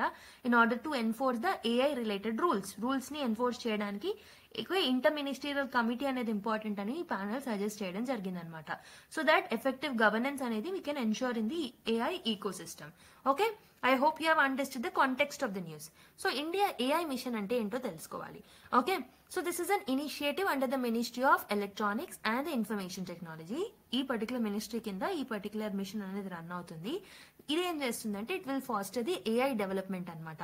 And also it will improve the governance in India. Mainly ఇది ఒక కాంప్రహెన్సివ్ ఫ్రేమ్వర్క్ ని ఇస్తుంది అనమాట. సో దీని ద్వారా మనం ఏం చేయొచ్చు, we can regulate the AI systems. ఎందుకు, ఏఐని మనము బెనిఫిట్స్ కోసమే యూజ్ చేసుకోవాలి across all the sectors and we have to minimize the negative things that are actually coming because of the AI. Okay, what is the need for the governance? So with AI's impacts spanning multiple domains such as mainly healthcare lo, governance lo, finance lo, education lo, governance lo, ila different activities lo AI అనేది మనం use చేస్తున్నాం కాబట్టి we have to ensure that ethical AI అనేది applicable గా ఉండడానికి మనం ensure చేయాలి. we have to make them feel safe. Okay, all the sectors లో ఎవరైతే ఏఐని యూజ్ చేస్తున్నారో we have to make public safe and also వాళ్ళ రైట్స్ అనేవి కూడా మనకి ఇంపార్టెంట్. అయితే ఇంటర్ మినిస్టీరియల్ కమిటీని సెటప్ చేయాలని రిపోర్ట్ రికమెండ్ చేసింది. So this report has emphasize the establishment of high level inter ministerial committee అనమాట. సో వాళ్ళు గైడ్ లైన్స్ తో ముందుకు రావాలి with respect to AI policies and implementation. And ఈ కమిటీ ఇంకేం మెన్షన్ చేసింది అని అంటే they should coordinate among various stakeholders including government, academia, industry, civil society వీళ్ళందరితోని ఓకే కోఆర్డినేట్ చేస్తూ they have to come up with the guidelines అని చెప్పేసి వీళ్ళు రికమెండ్ చేశారు. So what are the proposed mechanisms? Technical secretariat. So technical secretariat ని establish చేయాలి to be housed under this particular ministry of electronic and IT. ఈ ministry కిందనే ఉంటుంది. So దీంట్లో ఏంటంటే they will bring experts from different domains so that వాళ్ళు AI policy formulation లో implementation లో హెల్ప్ చేస్తారు. అంటే టెక్నికల్ సెక్రటేరియట్ ని ఎస్టాబ్లిష్ చేయాలి అని ఒక ప్రపోజల్ అనేది ఉంది. Next, stakeholder mapping. Identify all entities in the AI ecosystem and ప్రతి ఒక్క రోల్ అనేది ఇంపార్టెంట్ అనమాట. వాళ్ళ రోల్స్ ఏమేమి ఉంటాయనేది, రిస్క్లు ఏమేమి ఉంటాయనేది మ్యాపింగ్ చేయాలి. Public feedback. India AI mission seeks feedback on the report for finalising the governance guidelines. So public feedback అనేది కూడా అవసరం in order to finalise the guidelines. AI mission అదే చెప్తుంది అనమాట. So what are the different principles in the AI governance? AI governance లో ఏమేమి principles ఉండాలి? Transparency ఉండాలి. ఓకే, మీనింగ్ఫుల్ ఇన్ఫర్మేషన్ ఇవ్వాలన్నమాట. అండ్ అకౌంటబిలిటీ మెకానిజమ్స్ ని మనము ఓకే మెయింటైన్ చేయాలి. మెయిన్ గా డెవలపర్స్ అండ్ డిప్లాయర్స్ ఎవరైతే ఉంటారో we have to make them accountable. Okay, safety and reliability, privacy and security మీద దృష్టి పెట్టుకోవాలి. నాన్ డిస్క్రిమినేషన్ అండ్ ఫెయిర్నెస్ అనేది మనకి ఇంపార్టెంట్. హ్యూమన్ సెంట్రిక్ డిజైనింగ్ అనేది ఇంపార్టెంట్ అనమాట. Okay, inclusive innovation, digital by design. So these are the different principles for AI governance. What are the opportunities and what are the challenges with respect to AI governance అంటే opportunities ఏమున్నాయి? AI can revolutionize sectors like healthcare, education లో, agriculture లో, public services లో, మిగతా వాటిల్లో even education లో కూడా మనకి లాట్ ఆఫ్ అప్లికేషన్స్ అనేవి ఉన్నాయి. Okay, so that we can actually use this AI in all of this particular sectors. Okay, and we can enhance the efficiency, decision making, governance ని కూడా మనం ఇంప్రూవ్ చేయొచ్చు. But there are certain challenges. Bias అనేది okay, ethical concerns అనేవి ఉంటాయి. Bias అనేది create అయ్యే chances ఉంది. And also people can misuse AI, cyber threats అనేవి వచ్చే అవకాశాలు ఉన్నాయి. Okay, there is a talk and criticism and arguments in the world about how AI is replacing the jobs అని. So they may displace the jobs. మనకు already unemployment issue ఎక్కువగా ఉంది. So ఒకవేళ AI వస్తే ఎలాంటి థ్రెట్ ఉంటుంది అనేది మనం అనలైజ్ చేయాలి. Okay, so the absence of robust governance mechanisms can lead to unintended consequences. ఇలా డిఫరెంట్ ఫీల్డ్స్ లో మనం ఏఐని యూజ్ చేస్తున్నాం కాబట్టి ఒక గవర్నెన్స్ ఫ్రేమ్వర్క్ అనేది ఇంపార్టెంట్. లేదు అన్నప్పుడు గవర్నెన్స్ ఫ్రేమ్వర్క్ లేకపోతే డెఫినెట్ గా this will lead to unintended consequences also. Okay, definite గా ఒక గవర్నెన్స్ ఫ్రేమ్వర్క్ తో మనం ముందు రావాలి. Okay, so let's look at the prelims question based on the discussion. Which principle of AI governance under the India AI mission ensure equitable distribution of innovation benefits? Okay, so the answer is ఇక్కడే ఉంది కాబట్టి నేను చెప్పేస్తున్నాను, inclusive and sustainable innovation అనమాట. Inclusive and sustainable innovation ఏం చెప్తుంది? So it ensure equitable distribution of innovation benefits. ఒకవేళ ఎవరైనా ఏఐలో ఇన్నోవేషన్ తీసుకొస్తే every one need to get the benefits of that particular innovation. So this is what this principle is speaking about in this particular mission. Okay, I hope you have understood. Option C is the right answer. So let us look at another article. India US to jointly manufacture interoperable sonobuoys for Navy అని ఒక article రాయడం జరిగింది. అయితే this particular article is focusing upon India US యొక్క defence collaboration గురించి మాట్లాడుతుంది. అంటే so how they are producing sonobuoys. ఎందుకు ప్రొడ్యూస్ చేస్తున్నారు అని అంటే to actually strengthen the maritime security mainly in the Indo-Pacific region and also to counter the Chinese influence అన్నమాట. So దానికోసం వీటిని మ్యానుఫ్యాక్చర్ చేస్తున్నారు. బట్ వాట్ ఈస్ సోనోబాయ్స్ అనేది that is important for us to know. Okay, అసలు ఏంటిది? So these are the specialised devices అనమాట. Aircraft నుంచి కానీ లేకపోతే షిప్స్ నుంచి కానీ వీటిని మనము వాటర్లోకి డ్రాప్ చేయొచ్చు. సో వీటిని డ్రాప్ చేయడం వల్ల ఏమవుతుంది అంటే అవి కిందున్న సబ్మెరైన్స్ ని డిటెక్ట్ చేస్తాయి అనమాట. ఎలా డిటెక్ట్ చేస్తాయి? సోనోబాయ్స్ కి సోనార్ సిస్టమ్స్ అనేవి ఉంటాయి అనమాట. So based on the sonar systems they will detect or they will actually know where the submarines are. Underwater లో సబ్మెరైన్స్ ఎక్కడున్నాయి అనేది ఐడెంటిఫై చేయగలుగుతాయి అనమాట. So these are something which are going to be manufactured by India and US అనమాట. So significance of India US collaboration ఎందుకు important అంటే to counter China's influence. Okay, and also make in India initiative కింద దీన్ని మనం తీసుకురావచ్చు అనమాట. And it will help in interoperability also. Okay, so this is where this particular manufacturing is important. So the objective of collaboration or cooperation ఏంటి అంటే so India and US announce to co-produce of US sonobuoys for undersea domain awareness to detect submarines in the deep sea. Already నేను చెప్పాను ఇవి ఏం చేస్తాయి, they will detect the submarines అనమాట. ఈ initiative వల్ల it will strengthen the naval capabilities of the both India and US in the India ocean reason అనమాట. Okay, and also what is its significance? So these are the devices that enhances anti-submarine warfare. So submarine యాక్టివిటీని detect చేయడానికి ఇవి help చేస్తాయి అనమాట. ఈ technology అనేది critical. ఎందుకు? Because there is a growing concern over the rapid expansion of the Chinese navals. Chinese navals ని counter చేయడానికి ఇవి చాలా హెల్ప్ఫుల్ అవుతాయి అనమాట. ద కొలాబరేటర్స్ ఎవరు మరి? The collaborators involve ultra maritime from the US side and the Bharat dynamics limited from the Indian side అనమాట. So వీళ్ళిద్దరు కలిసి దీన్ని మ్యానుఫ్యాక్చర్ చేయబోతున్నారు. ఈ ఎంటిటీస్ ఏం చేస్తారు అంటే they will jointly manufacture and supply this sonobuoys for the Indian navy. Okay, so that they can counter these particular things and this will be part of Make in India project. Okay, strategic context చూసుకుంటే the move ఏదైతే move వాళ్ళు manufacture చేయాలనుకుంటున్నారో so this will deep US and India defence cooperation mainly under the initiative on critical and emerging technology. So ఈ particular agreement ని మేలోనే మనం sign చేసుకున్నాం. So దాంట్లో మనకి ఈ రెండు కంట్రీస్ యొక్క అలైన్మెంట్ అనేది హెల్ప్ఫుల్ అవుతుంది అనమాట. And also it will help in defence indigenisation and also regional సెక్యూరిటీలో కూడా హెల్ప్ఫుల్ అవుతుంది. సో క్వాడ్ కనెక్షన్ అనేది ఉంది రెండు కంట్రీస్ కి. So this development is significant as India has acquired platforms compatible with quad nations. For example quad లో ఎవరెవరు ఉంటారు? ఒకటి ఇండియా ఉంటుంది, ఒకటి జపాన్ ఉంటుంది, ఒకటి యుఎస్ ఉంటుంది, ఒకటి Australia. So these are the 4 quad nations అనమాట. సో వాళ్ళు బేసిక్ గా they will come up with the Malabar naval exercise. Malabar exercises is with respect to navy and it is for the quad grouping అనమాట. Mainly they will focus on the Indo Pacific security. Okay, so platforms and integration. Sonobuoys ఏం చేస్తాయంటే they will integrate into P8 long range maritime patrol aircraft లో మనం integrate చేయొచ్చు. MH-60R multi role helicopters లో మనం integrate చేయొచ్చు. NQ-9B see Guardian drones లో కూడా మనం ఇంటిగ్రేట్ చేసి వాటిని వాడుకోవచ్చు. ఓకే, సో ఎక్కడ ప్రొడ్యూస్ అవుతున్నాయి, ఎక్కడ మ్యానుఫ్యాక్చర్ చేయబోతున్నారు అని అంటే manufacturing will occur in both the US also in India also. ఇండియాలో అవుతున్నాయి, యుఎస్ లో కూడా అవుతాయి. ఇండియన్ ప్రొడక్షన్ ప్లేస్ వచ్చేసి విశాఖపట్నం అనమాట. This will be as per part of the Make in India project. Okay, Indian Navy is set to receive advanced MQ-9B drones and Sky Guardian drones starting from Jan 2029 in order to boost the maritime surveillance also. Future లో ఇలాంటి deals తో కూడా మనం ముందుకు వస్తున్నాం.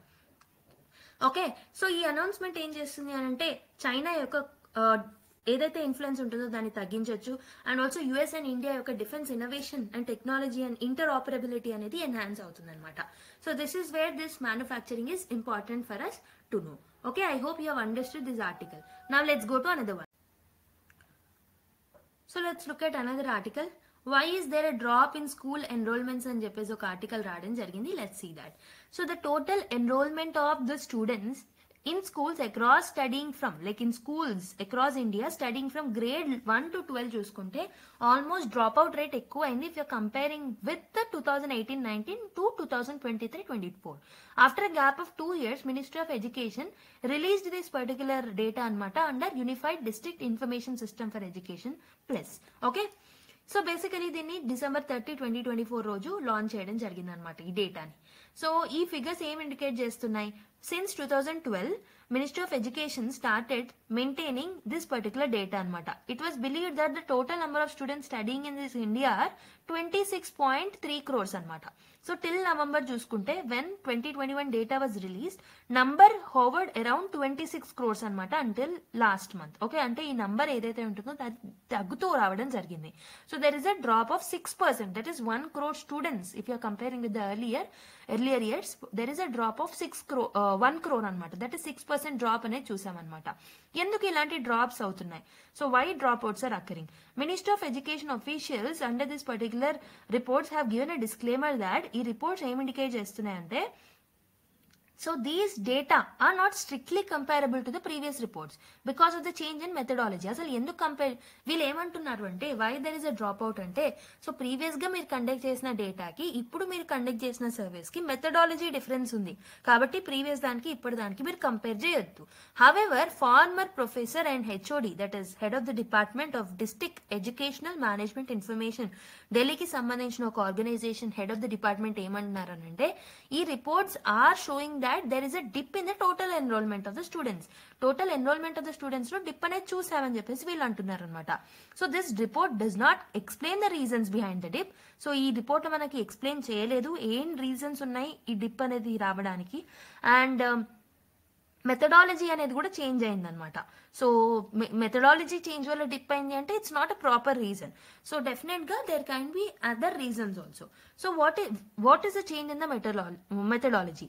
So Ministry of Education claims that exercise of individual data collection from each students, which includes the Aadhaar number, was implemented from 2022 to 2023. So Aadhaar based verifications వల్ల కూడా తగ్గిపోయింది, మెథడాలజీ చేంజ్ చేయడం వల్ల కూడా మనకు డిప్ కనిపిస్తుంది అని కూడా నాకు మినిస్ట్రీ ఆఫ్ ఎడ్యుకేషన్ చెప్తుంది అని అనమాట. ఓకే, సో బేసిక్ గా what is this particular UDISC? So it is a Unified District Information System anamata for Education Plus. So ఇది data collect చేస్తూ ఉంటుంది and it will analyze system for school education in India. ఎందుకు reason, what are the reasons for the decline in this particular enrollments అంటే methodology revise అయింది అని చెప్పాను. School mergers వల్ల, closures వల్ల, సెల్ఫ్ వెరిఫికేషన్ డేటా వల్ల కూడా ఈ ఎన్రోల్మెంట్ రేట్ అనేది తగ్గిపోయింది అని చెప్పేసి అంటున్నారు. There are state specific impacts also. Jammu and Kashmir, Assam, Bihar ఏవైతే ఉన్నాయో these are the worst hit states అనమాట in the terms of school closures. So what are the government schemes that are come up? Samagra Shiksha scheme అనేది వచ్చింది. So it continues to provide incentives like free uniforms ఇస్తారు, books ఇస్తున్నారు, scholarships ఇస్తున్నారు so that చాలా మంది పిల్లలు enrol అవ్వాలి అని.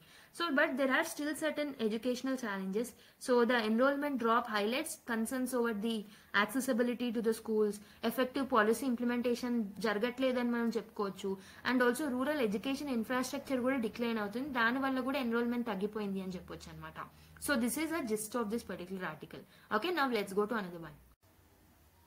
So there is a picture or the news that got popped up in the Hindu newspaper. So this particular picture is speaking about biomining process anamata. So biomining process is currently underway. The Kutupata trenching ground in Palakkad అని చెప్పేసి ఒక article రావడం జరిగింది. So the technology ఈ biomining లో ఏం చేస్తారంటే microorganisms ని యూజ్ చేస్తారు in order to treat the solid waste అనమాట. ఓకే, బేసికలీ ఈ పర్టికులర్ యాక్షన్ బయోమైనింగ్ ప్రాసెస్ అనేది 20 లొకేషన్స్ లో జరుగుతుంది కేరళలో. సో ఈ కాంటెక్స్ లో మనకు బయోమైనింగ్ అంటే ఏంటో ఇంపార్టెంట్ అనమాట. సో బయోమైనింగ్ లో మనం మైక్రో ఆర్గానిజమ్స్ ని యూజ్ చేస్తాం. So this micro organisms will segregate useful materials from the solid waste. Okay, so it is an environmental friendly practices. So basic గా ఇందులో సాలిడ్ వేస్ట్ ని ట్రీట్ చేస్తాము. ఇది ఎన్వైరన్మెంటల్ ఫ్రెండ్లీ ప్రాసెసే. దీని వల్ల మనం ఏం చేయొచ్చు, ల్యాండ్ ఫిల్ సైట్స్ ఏవైతే ఉంటాయో వాటిని మనం రీక్లెయిమ్ చేయొచ్చు అండ్ వేస్ట్ యొక్క జనరేషన్ ని తగ్గించవచ్చు అనమాట. సో ఈ బయోమైనింగ్ ప్రాసెస్ అనేది currently it is going in Kotupata or Kutupata trenching ground in Palakkad. So it is a part of the larger initiative being implemented in 20 locations as I've already told you. So ఈ process లో microorganisms ని use చేస్తారు. Microorganisms ఏం చేస్తాయంటే organic waste ని break down చేస్తాయి అనమాట. Okay, so ఈ సెగ్రిగేటెడ్ మెటీరియల్స్ ఏమేమి సెగ్రిగేట్ చేస్తుంది, కంపోస్ట్ ని, రీసైకబుల్స్ ని, సైక్లబుల్స్ ని and also it will inert waste. So these are separated అనమాట. All of them will get separated because of this biomining. ఈ ప్రాసెస్ ఏం చేస్తుందంటే వేస్ట్ ఏదైతే ఉంటుందో దాన్ని తగ్గిస్తుంది అనమాట. It will convert in to a useful by products. So what is the benefit of the biomining? Biomining వల్ల మనం వేస్ట్ ని రెడ్యూస్ చేయొచ్చు. ఓకే, ల్యాండ్ ఫిల్స్ లో ఉన్న వేస్ట్ ని రెడ్యూస్ చేయొచ్చు, ఎన్వైరన్మెంటల్ ఇంపాక్ట్ ని తగ్గించవచ్చు. ఓకే, డంపింగ్ నుంచి మనం కాపాడుకోవచ్చు మన ఎన్వైరన్మెంట్ ని. రిసోర్స్ రికవరీలో యూస్ఫుల్ అవుతుంది. For example to extract valuable materials like compost, recyclables and all. And it will help in employment generation also. Okay, what are the challenges? ప్రస్తుతం ఇన్వెస్ట్మెంట్ లేదు అండ్ స్కిల్డ్ లేబర్ లేరనమాట in order to tackle this particular process. Okay, దీనికి proper coordination అనేది important. Municipal authorities నుంచి, private players నుంచి కూడా మనకి important effective coordination అనేది ఇంపార్టెంట్ అనమాట. So there is a need for awareness and segregation of waste also. Okay, segregation అనేది కూడా ఇంపార్టెంట్. ఆర్గానిక్ వేస్ట్ ని, ఇన్ఆర్గానిక్ వేస్ట్ ని సపరేట్ చేయడం కూడా very important. So what is it significance for Kerala? So biomining, so ఈ particular ఏదైతే ఉంటుందో Kerala has been facing challenges with waste management due to high population density ఎక్కువగా ఉండడం వల్ల Kerala is facing significant challenges అనమాట. లిమిటెడ్ ల్యాండ్ ఫిల్ స్పేస్ తోని problem face చేస్తుంది. అయితే ఈ బయోమైనింగ్ అనేది ఒక సస్టైనబుల్ సొల్యూషన్ ఫర్ కేరళ అనమాట in order to treat the urban waste. Okay, urban waste management లో మనకు చాలా హెల్ప్ఫుల్ అవుతుంది and it will promote the circular economy also. So what are the benefits of biomining? So ఇక్కడ మీకు ఒక diagrammatic representation ద్వారా ఇక్కడ మేము ప్రొవైడ్ చేసాం. వేస్ట్ రిడక్షన్ లో, ఎన్వైరన్మెంటల్ ఇంపాక్ట్ ని తగ్గించడంలో, రిసోర్స్ రికవరీలో, ఎంప్లాయ్మెంట్ లో హెల్ప్ఫుల్. సిగ్నిఫికెన్స్ చూసుకుంటే urban waste management, circular energy promotion, circular economy promotion కి హెల్ప్ఫుల్ అనమాట. కానీ దీనికి హై ఇన్వెస్ట్మెంట్ అవసరం, కోఆర్డినేటెడ్ నీడ్స్ అవసరం అండ్ అవేర్నెస్ రిక్వైర్మెంట్ అనేది important. So what is the process అంటే మైక్రో ఆర్గానిజమ్స్ ఇంట్రడక్షన్ ద్వారా మనం ఈ ప్రాసెస్ ని కండక్ట్ చేయగలుగుతాం. మెటీరియల్ సెగ్రిగేషన్ అనేది చేస్తుంది అనమాట. So these are the benefits, challenges and the methods that are used in the biomining process. Okay, so you can look at, so just based on one clip, ఒక clip ద్వారా మనము we have tried to analyze the biomining in detail. Okay, so this is how our analysis will be useful to you. Okay, long run lo chala benefit avutundi. Okay, so now let's go to another one. So let us look at another article. So ippudu inko 4 or 5 articles are prelims point of view anamata. So let's see. V Narayan, spacecraft and rocket propulsion expert, appointed as ISRO chairman. ఒక article రావడం జరిగింది. So V Narayan has been appointed the new secretary, space secretary గా appoint చేయబడ్డారనమాట. So doctor Narayan ప్రస్తుతం అయితే is currently the director of liquid propulsion system centre అనమాట. So LPSC కి director గా ఉన్నారు ఇప్పుడు. So now will be the new chairman of the ISRO, like that is Indian Space Research Organization, and will take over from S Somnath on the January 14 నుంచి ఇతను chairman అవబోతున్నారు అనమాట. So his name is V Narayan. So V Narayan is a renowned expert in the spacecraft and also the rocket propulsion లో expert అనమాట ఇతను. He also previously contributed to the ISRO's mainly cryogenic engine programme లో contribute చేశారు and also heavy lift capabilities ఏవైతే ఉన్నాయో space machine లో దాంట్లో కూడా చాలా కాంట్రిబ్యూట్ చేయడం జరిగింది అనమాట. So the appointments committee of the cabinet ఎవరైతే ఉంటారో so they have approved. So who will appoint this particular chairman అంటే appointment committee of the cabinet అనమాట. They have approved the appointment of the V. Narayan, who is a director of Liquid Propulsion System Center at present. Prastutam, ఈ particular Liquid Propulsion System Center ki director ga unnaru, but Appointments Committee of Cabinet has appointed his, approved his appointment anamata. Okay, so he'll work for the period of 2 years, which will affect from January 1st, 2025. Okay, until the further orders, he can actually work for the 2 years anamata. So adi gurtu pettukondi. So who is Dr. Narayan? So he is a renowned expert in the spacecraft and also the rocket propulsion anamata. Gurtu pettukondi. Okay. So I hope you have understood. Dr. Narayan, who is a rocket and spacecraft propulsion expert, joined the ISRO in 1984. 1984 lone itan ISRO ni join avadam jarigindi and functioned in various capacities also. Okay, during the initial phase of his career, he worked in the solid propulsion area of sounding rockets. Sounding rockets lo మనకి solid propulsion areas లో work చేయడం జరిగింది అనమాట. And he also work for the augmented satellite launch vehicle and polar satellite launch vehicle development లో కూడా ఇతని contribution అనేది ఉందన్నమాట.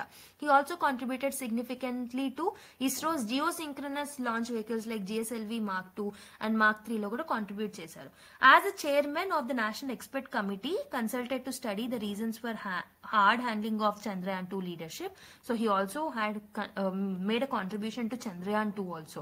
So ila Chandrayaan 3 ki kuda, so he is making his own contribution. So ila manchi profile unna ee person ni manam next ISRO ki chairman ga చూడబోతున్నాం. Let's see what are the contributions that will make in the near future. Definitely Chandrayaan 3 lo Aditya L1 lo kuda contribution చేస్తున్నారు and also he'll make in the future contributions as well. Okay. So let us look at another news. Why the location of China's earthquake matters అని ఒక article రావడం జరిగింది. So basically ఏమైంది అంటే Jan 7th రోజు 2025 లోనే అంటే నిన్న ఆల్మోస్ట్ 6.8 magnitude తో ఒక ఎర్త్క్వేక్ అనేది రావడం జరిగింది ఇన్ టింగ్రీ కౌంటీ ఇన్ జియాంగ్. అంటే చైనాలో ఒక టింగ్రీ కౌంటీ అనే ఒక ప్లేస్ లో ఎర్త్క్వేక్ రావడం జరిగింది అనమాట. So this is a part of Tibet autonomous reason. Almost దీని వల్ల 126 పీపుల్ ఇంజూర్ అవ్వడం 126 పీపుల్ చనిపోయారు అండ్ 188 పీపుల్ ఇంజూర్ అవ్వడం జరిగింది అనమాట. Okay, so the quakes AP centre was in rural areas లో దాని ఎపి సెంటర్ ఉండింది అండ్ హై ఆల్టిట్యూడ్ ఏరియాస్ లో కూడా ఎఫెక్ట్ అనేది చూపెట్టింది అనమాట. మెయిన్లీ ఈ పర్టికులర్ ఏరియా ఎందుకు మనకి ఇంపార్టెంట్ అంటే so this is very much close to India China border. Okay, what is the geographical significance of this particular location? ఎందుకు ఇంపార్టెంట్ అని అంటే so this is the tectonic context. If you look at it, so it lies in the Tibetan plateau అనమాట. So Tibetan plateau అనేది it lies in the junction of Indian plate and also the Eurasian plate.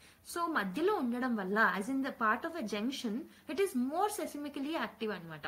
అందుకే ఇక్కడ earthquakes frequent గా వస్తుంటాయి. So because of the collision of these two plates it has created the Himalayas and result in frequent earthquakes as well. Okay, and ఇంకొకటి important thing ఏంటంటే ఈ particular place అనేది it's very close to India అనమాట. So its proximity to India and Nepal is another concern. అయితే ఈ reason Nepal కి border చేస్తున్నా ఇండియాకి కూడా బార్డర్ చేస్తుంది. ఆ ట్రెమర్స్ ఏవైతే ఉంటాయో they are felt in the Kathmandu also, in the Nepal also, and there are some parts of Uttarakhand which felt that particular effect. Okay, infrastructure in Indian Himalayan regions ఏవైతే ఉంటాయో ఇంక్లూడింగ్ రోడ్స్, డ్యామ్స్, వీటి మీద కూడా effect పడే chances ఉంటాయి because of this seismic activities. So what is the strategic importance of this particular area? ఈ particular Shigatse అనే area ఏదైతే ఉంటుందో this is known or as Shigatse also. Shigatse అని కూడా దీన్ని అంటూ ఉంటారు. So this is very much close to Arunachal Pradesh. So Arunachal Pradesh ని చైనా క్లెయిమ్ చేస్తుంది యాజ్ ఇట్స్ టెరిటరీ. సో అందుకే మనకి ప్లేస్ అనేది కూడా ఇంపార్టెంట్ అనమాట. So this region is of geopolitical importance with China's growing infrastructure near the Indian border rising concerns of the Indian security as well. So earthquake వల్ల మనకి ఏమేమి అవుతాయి? Humanitarian concerns. Because of this it will lead to loss of life, injuries, remote villages కి damage జరుగుతుంది, critical infrastructure మీద challenges ఏర్పడతాయి. Okay, high altitude and rugged terrain complicates the relief efforts also. And also environmental concerns ఉంటాయి, landslides జరిగే chances ఉంటాయి. Okay, it can block the reverse, land slides will block the reverse also. మరి India మీద ఎలాంటి implications ఉంటాయంటే one is geopolitical implication.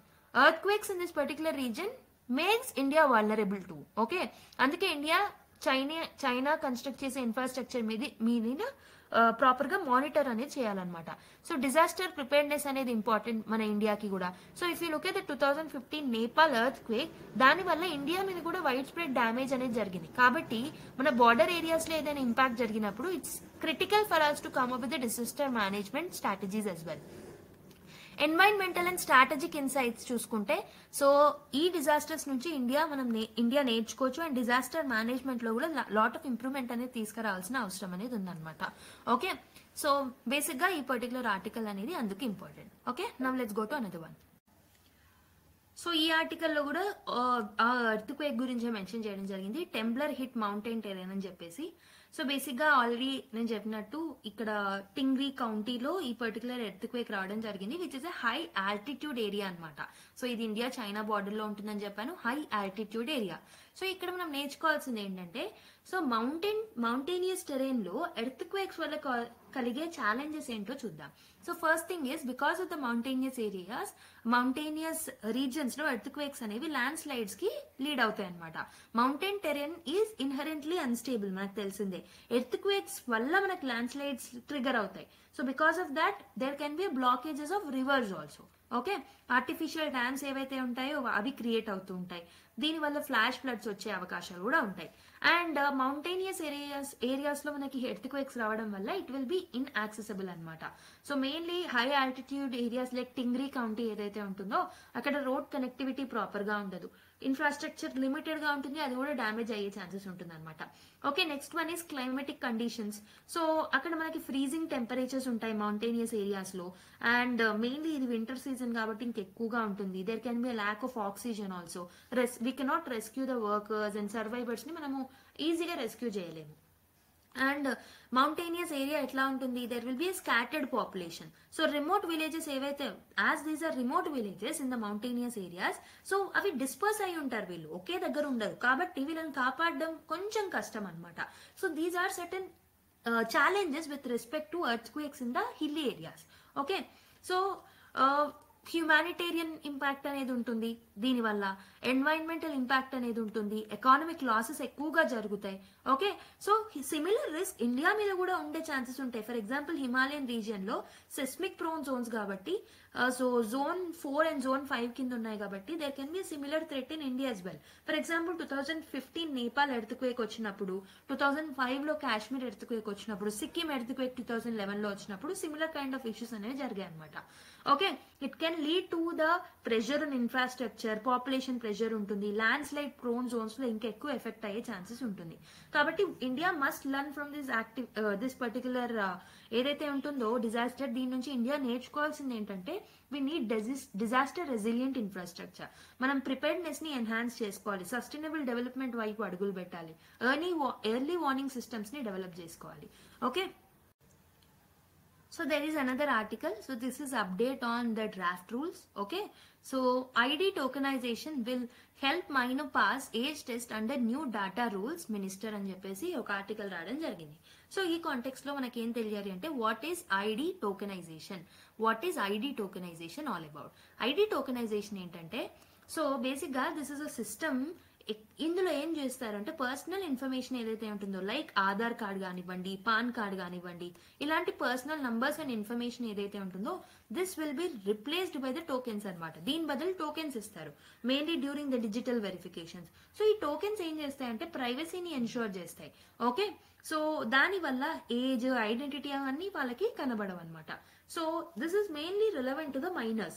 Actually ఈ particular ఆర్టికల్లో minors మీద ఎంఫసైజ్ చేస్తున్నారు. అండ్ ఈ న్యూ డేటా రూల్స్ లో కూడా ID tokenisations will help minors అని చెప్పేసి అన్నారు. కాబట్టి so under the digital personal data protection act of 2023, ID tokenisation ఏదైతే ఉంటుందో, ID tokenisation will they said that ID tokenisation will help the minors in order to verify their age without revealing any other sensitive information of them. దీనివల్ల misusage అనేది తగ్గుతుందన్నమాట. So we can actually comply with the online age restricted content policies also. So we can protect the minor data because of this move, and also this will be ease for the use of minors అనమాట. So ఈ డేటాని ఏదైనా use చేసుకోవాలన్నా minors ఈజీగా use చేసుకుంటారు without any revealing of that personal information. Okay, so I hope you have understood this particular thing. Okay, this is just an update again. Okay, already మనం ఈ రూల్స్ గురించి డిస్కస్ చేసాం previous classes. So let's look at another article. This is the final one. GDP growth projected to fall to 4 years low at 6.4% అని చెప్పేసి ఒక article రావడం జరిగింది. So in this article they are highlighting that India GDP growth ఏదైతే ఉంటుందో 2024 and 2025 year కి 6.4 కి తగ్గే ఛాన్సెస్ ఉంటుంది. సో 2023లో మనకి ఎంత ఉంటుంది అంటే నియర్లీ 8.2% ఉంది. దాని నుంచి we can see a dip towards 6.4% అనమాట. Okay, so this marks the slow pace of the growth in the last 4 years అని చెప్పొచ్చు. అసలు ఎందుకు గ్రోత్ అనేది తగ్గిపోయే ఛాన్సెస్ ఉంటుంది అని అంటే, సో వీక్ సెక్టోరల్ గ్రోత్ అనేది సెక్టర్ వైజ్ గా చాలా తక్కువగా ఉంది. మ్యానుఫ్యాక్చరింగ్ లో చూసుకుంటే if you look at the manufacturing GVA, so it is expected to grow at only 5.3%. Last year చూసుకుంటే 9.9% ఉండింది, ఇప్పుడు 5.3% కి తగ్గిపోతుంది. అండ్ మైనింగ్ లో కూడా మనకి స్లో డౌన్ అవుతుంది. So it is only projected at 2.9% against last year లో ఎంత ఉంది అంటే 7.1% గ్రోత్ నోట్ డౌన్ చేసాం మైనింగ్ లో. అగ్రికల్చర్ అనేది it's a bright spot again, it remains the same. Okay, last year మనం 3.8 చూస్తే ఇప్పుడు it is up by 1.4%. And second reason is investment slow down అనమాట. ఇన్వెస్ట్మెంట్స్ కూడా తగ్గిపోతున్నాయి. గ్రాస్ ఫిక్స్డ్ క్యాపిటల్ ఫార్మేషన్ ఏదైతే ఉంటుందో దీంట్లో రిడక్షన్ అనేది చూసాం. We have seen that there is a decline in the investments also. Global factors are also reason. For example global demand తగ్గిపోయింది, దానివల్ల exports మీద ఎఫెక్ట్ అనేది పడింది. And there is a persistent inflation. మనకు తెలిసిన ఇన్ఫ్లేషన్ అనేది పర్సిస్టెంట్ గా ఉంటూనే ఉంది. Okay, because of this all of this reason sectoral growth rate బాగాలేదు, గ్లోబల్ ఇంపాక్ట్స్ ఉన్నాయి, and also investment slowdown వల్ల there is a dip or it is projected to decline. The GDP growth is projected to decline because of these reasons అనమాట. దీనివల్ల economic impact ఉంటుంది job creation మీద. Manufacturing growth లో ఉండడం వల్ల మనకి output అనేది ప్రాపర్ గా ఉండదు, ఎక్స్పోర్ట్స్ డిక్లైన్ అవుతాయి. It will challenge the government. Sectoral opportunities చూసుకుంటే agriculture and public administration sectors can contribute a lot కాబట్టి we can invest on that. Okay, so I hope you have understood this article also. This is just a prelim specific fact that you have to remember. Don't need to remember any data అవసరం లేదండి. So మీరు ఇక్కడ నేర్చుకోవాల్సింది reasons. Okay, analysis మాత్రమే గుర్తుపెట్టుకోండి. Okay, so I hope you have understood this article. So with this we have completed all the articles of discussion from today's newspaper which are relevant for the UPSC point of view. అయితే మీకు ఈ PDF access కావాలి అని అంటే మన తారా IAS Telegram ఛానల్లో ఈ PDF accessible గా ఉంటుంది. అండ్ ఈ పీడిఎఫ్ కాదు, మీకు ప్రింట్ ఫ్రెండ్లీ పీడిఎఫ్ ని యాక్సెసిబుల్ చేస్తున్నాం. So you can go there, you can download it and you can print it and you can use it. Okay, so మా ఎఫర్ట్స్ మీకు నచ్చినట్టయితే, నేను చెప్పే ఎక్స్ప్లెనేషన్ మీకు నచ్చినట్టయితే డెఫినెట్లీ లైక్ చేయడం మర్చిపోకండి. కొత్తగా చూస్తున్న వాళ్ళు సబ్స్క్రైబ్ చేసుకోండి. రెగ్యులర్ బేసిస్ లో హిందూ అనాలిసిస్ వినండి. And also give your feedback to the comment box. Okay, next class లో మళ్ళీ కలుద్దాం మరి. Until then take care, bye and keep smiling everyone.